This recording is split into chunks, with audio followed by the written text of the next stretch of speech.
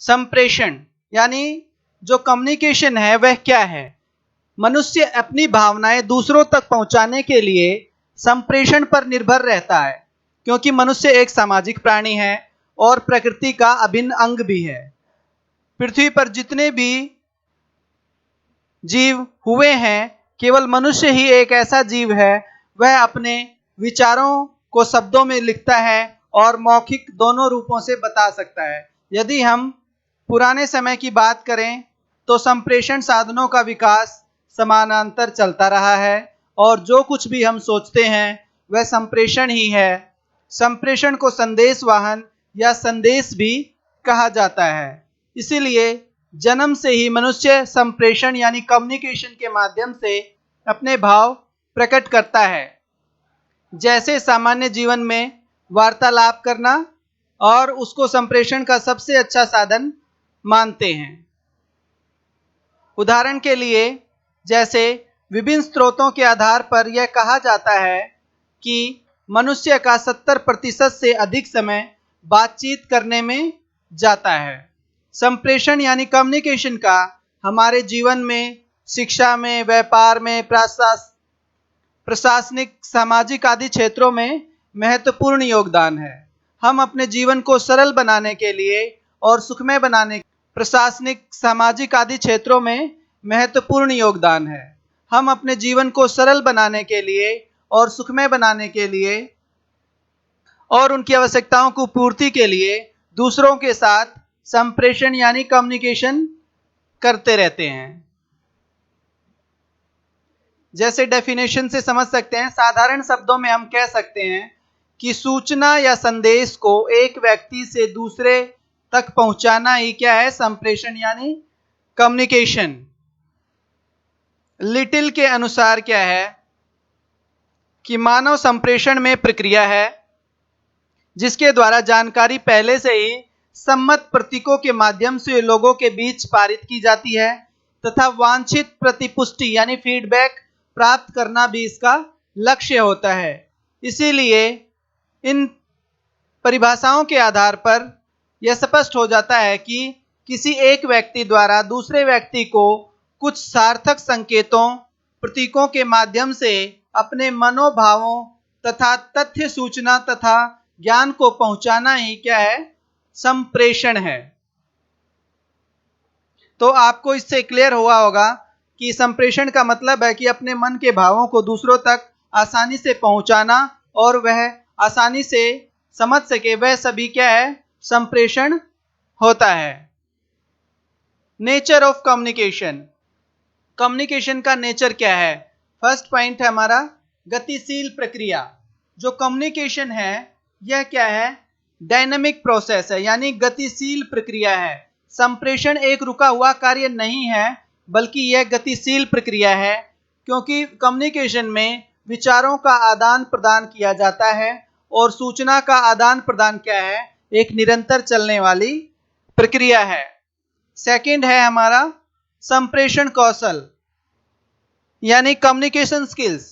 संप्रेषण एक प्रकार से कौशल है यानी स्किल्स है। इसके 4 मुख्य अवयव होते हैं, जैसे पठन, लेखन, वादक और श्रवण कौशल। सामान्य जीवन में हम लेखन और पठन का ज्यादा ध्यान देते हैं, जबकि जो बोलना और सुनना है वह ज्यादा महत्वपूर्ण नहीं होते हैं। जो श्रवण कौशल में बहुत अधिक धैर्य की आवश्यकता होती है। निचले स्तर के कर्मचारी मध्य स्तर तक पहुंचाते हैं सूचना को, तथा मध्य स्तर के कर्मचारी सूचना को संक्षिप्त बनाकर उच्च अधिकारियों तक पहुंचाते हैं और उसके पश्चात उच्च अधिकारी इसके आधार पर निर्णय लेते हैं और निर्देश जारी करते हैं। तो यह क्या है? जो कम्युनिकेशन है वह सर्वव्यापक है। फिर क्या है? नेक्स्ट पॉइंट, संप्रेषण को दो तरफा मार्ग भी कहा जाता है, यानी दो तरफों का रास्ता भी कहा जाता है। जैसे संप्रेषण को तभी प्रभावी माना जाता है जब प्रतिपुष्टि यानी फीडबैक भी इसका अंग हो। मान लीजिए एक शिक्षक को अपने छात्रों से कोई फीडबैक नहीं मिलता तो शिक्षण प्रक्रिया को प्रभावी नहीं माना जाएगा।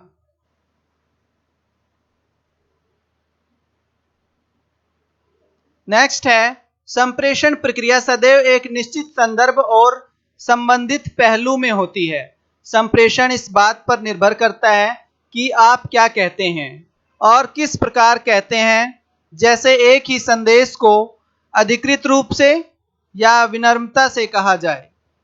उदाहरण से हम समझ सकते हैं, जैसे क्या मुझे एक गिलास पानी मिल सकता है, क्या तुम मुझे पानी का एक गिलास दे सकते हो, या मुझे गिलास पानी दीजिए।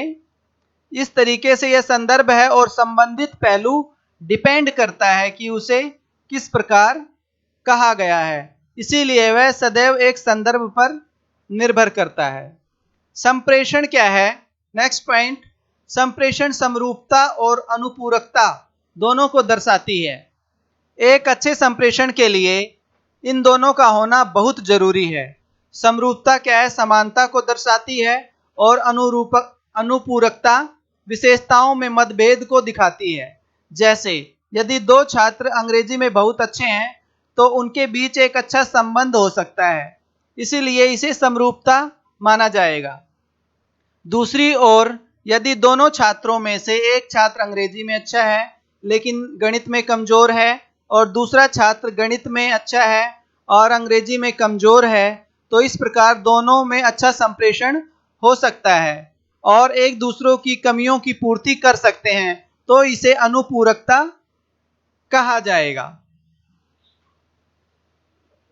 नेक्स्ट है, संप्रेषण का एक संदर्भ होता है। जैसे वॉटसन के अनुसार बिना संदर्भ के शब्दों और कार्यों का कोई अर्थ नहीं होता। संदर्भ के आधार पर संप्रेषण को 4 प्रकार का माना जाता है। पहला है हमारा भौतिक संदर्भ। यह उस जगह को दिखाता है जहां कम्युनिकेशन होता है, उदाहरण के लिए जैसे सम्मेलन कक्ष, शिक्षण कक्ष या खुली सभा। और सामाजिक संदर्भ क्या है? यह संदेश भेजने और प्राप्तकर्ता के पारस्परिक संबंध एवं भूमिका पर निर्भर करता है। जैसे यदि व्यक्ति किसी पार्टी में मिले तो वह जो सम्मान होगा वह अनौपचारिक होगा, यदि कार्यालय मीटिंग में मिलेंगे तो औपचारिक तरीके से बात करेंगे। फिर है मनोवैज्ञानिक संदर्भ।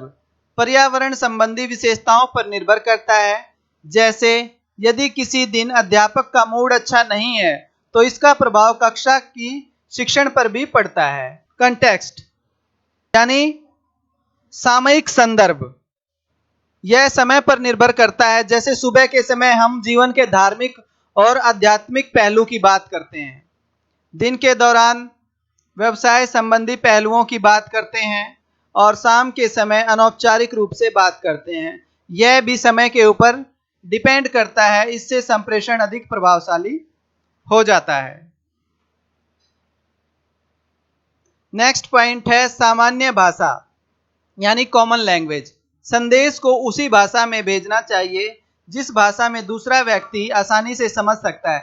अगर इंग्लिश में समझ सकते हैं तो उन्हें इंग्लिश में भेजना चाहिए, यदि हिंदी में समझ सकते हैं तो उन्हें हिंदी में भेजना चाहिए। इससे संदेश प्रभावी हो जाता है और समझने में आसानी होती है।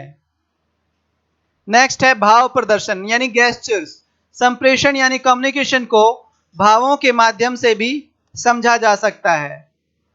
जैसे संप्रेषण को शारीरिक संकेतों से भी समझा जा सकता है, इसीलिए उस व्यक्ति ने उस समय क्या भाव प्रकट किए हैं उसे समझना है या नहीं, यह देखना होता है। नेक्स्ट है डिफरेंट टाइप ऑफ कम्युनिकेशन। संप्रेषण के विभिन्न प्रकार हो सकते हैं, जैसे औपचारिक, अनौपचारिक, मौखिक, लिखित। इस तरीके से संप्रेषण के बहुत सारे प्रकार होते हैं। इनको हम आगे नेक्स्ट वीडियो में डिस्कस करेंगे। कम्युनिकेशन क्या होता है, संप्रेषण क्या होता है और उसकी विशेषताएं क्या है, यानी प्रकृति कैसी है, और नेक्स्ट वीडियो में नेक्स्ट पार्ट करेंगे। यह यूनिट हम डिटेल में डिस्क्रिप्टिव कर रहे हैं, इसके बाद इसके ऑब्जेक्टिव टाइप क्वेश्चंस करेंगे।